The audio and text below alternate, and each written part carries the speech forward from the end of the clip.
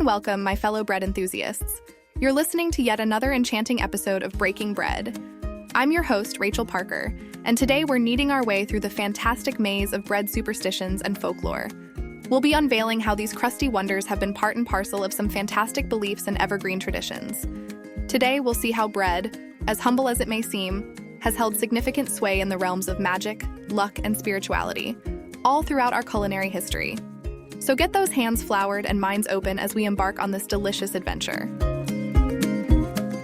Let's turn back the pages to start with the time-tested bread superstition about baking on Good Friday. Mostly dominant in various parts of Europe, especially in the UK and Ireland, it's been believed that bread baked on this holy day has special, almost magical properties. Here's the fun part. The loaves baked on Good Friday were thought to never grow mold and were believed to usher in good fortune to your household for the entire year. But the charm doesn't end there.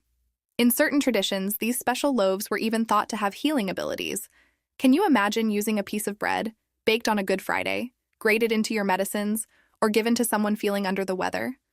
Many households would suspend a loaf from the kitchen rafters, believing it could ward off any evil spirits and ensure a steady food supply. Fascinating, isn't it? Now let's shift to the art of scoring dough. We often come across beautiful patterns etched atop our artisan loaves. But here's a delicious fact. These patterns are not just for show. They originate from superstition. In the culinary adventures of medieval Europe, bakers etched a cross on their dough before baking. It wasn't mere decoration. It was to let the devil out of the bread.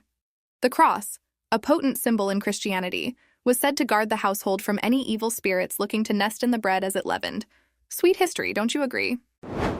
Moving on, let's take a quick trip to the Black Forest region of Germany. Here we encounter a robust piece of folklore, the Brautmutter, or the bread mother. According to this tradition, the bread mother is a guardian spirit who ensures that dough rises nicely and that the bread bakes to perfection. If a loaf failed to rise or did not turn out well, the bread mother was considered displeased. To make her happy again, bakers would leave a small piece of dough out as an offering. Can you even imagine whispering words of encouragement to your dough as it rises, with a belief that the bread mother hears and blesses your bread? Mystery? Magic? You pick. Now let's delve into some loaf-headed protective charms. Across various cultures, bread has been seen as more than mere food. It's been hunted for protection. Imagine placing a slice of bread on the windowsill on Halloween night to ward off evil spirits and appease any wandering ancestors. Or people placing a piece of bread under their bed to ensure a peaceful sleep, while the bread absorbs any negative energy or harmful spirits that might disturb your slumber. It's quite a comforting thought, don't you think? Did you ever think that bread could predict the weather? Yeah, you heard that right. In Old English folklore, it was claimed that the appearance of your bread could tell you about upcoming atmospheric changes. For instance, a large hole in your loaf was seen as a sign of an impending storm.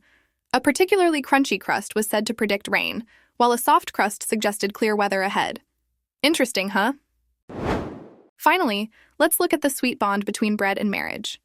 In various European traditions, the quality of the bride's baked loaf was believed to have a say in predicting the couple's future happiness. There was even a playful tradition involving the bride and groom sharing a loaf of bread, where the one who took the larger bite was declared the head of the household. And with that, we draw the curtains on our exploration of bread superstitions and folklore. I hope you enjoyed this journey through the rich tapestry of bread stories as much as I enjoyed sharing them.